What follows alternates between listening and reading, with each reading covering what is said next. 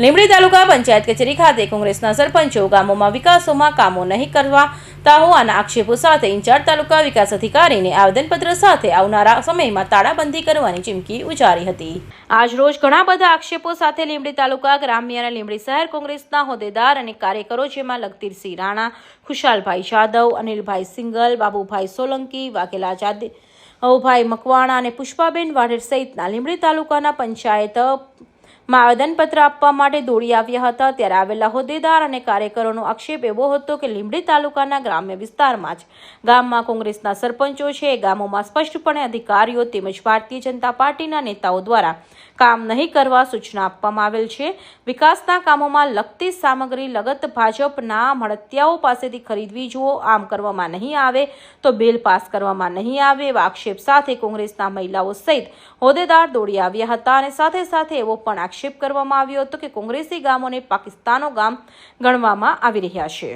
આજે લીંબડી તાલુકા કોંગ્રેસ દ્વારા તાલુકા વિકાસ અધિકારીને એક આવેદન આપી અને અમે અલ્ટિમેટમ આપ્યું છે કે ભારતીય જનતા પાર્ટીના શાસનમાં કર્મચારીઓને આગળ કરી અને જે અન્યાય સરપંચોનો થઈ રહ્યો છે, સરપંચ લોકોના મતેથી ચૂંટાયેલો છે, કોઈ પાર્ટીના સિમ્બોલ ઉપર ચૂંટાયેલો નથી।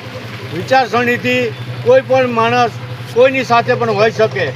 એનો અર્થ એવો નહીં કે વિકાસના કામની જે ગ્રાન્ટ હોય, વિકાસના કામો હોય એમાં ભેદભાવ રાખવો।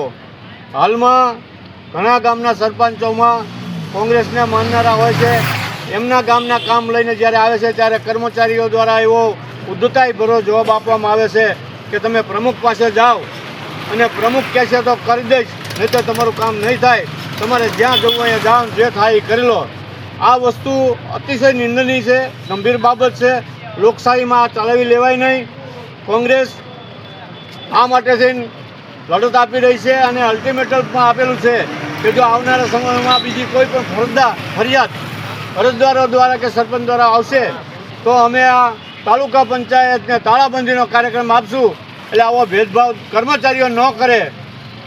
ભ્રષ્ટાચારમાં છેવટતો ભારતીય જનતા પાર્ટી ભ્રષ્ટાચારમાં તમે જુઓ એમ ગળાડૂબ છે, પણ કર્મચારીઓની મુશ્કેલીઓને અમે સમજી શકીએ છીએ। છેવટતો કર્મચારીની સહીથી આ ભ્રષ્ટાચાર થાય છે, ત્યારે કર્મચારીઓને પણ આપના માધ્યમથી અમે ગુજરાતમાં કહેવા માગીએ છીએ કે તમે બધા હવે સમજી જાઓ તો સારું છે, નહીંતર કોંગ્રેસ તમને આ છેલ્લું અલ્ટિમેટમ આપે છે અને તમારા વિરુદ્ધ પુરાવા રજૂ કરી અને તમારી નોકરી ન જાય એટલો ખ્યાલ રાખજો।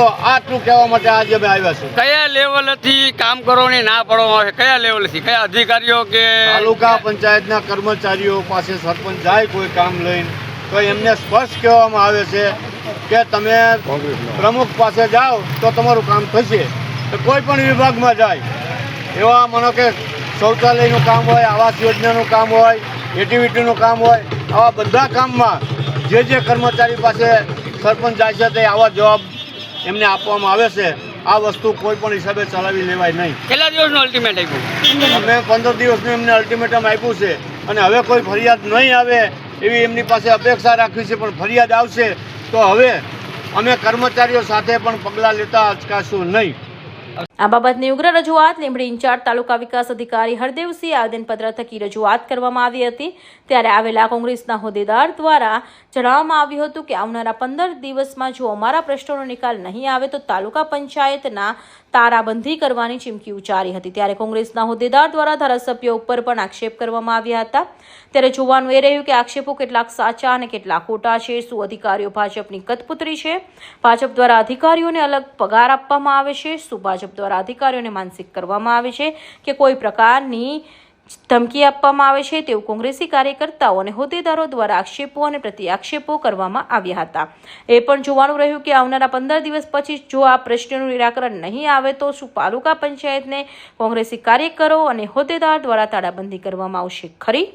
Bureau report, Hind TV news, Surat.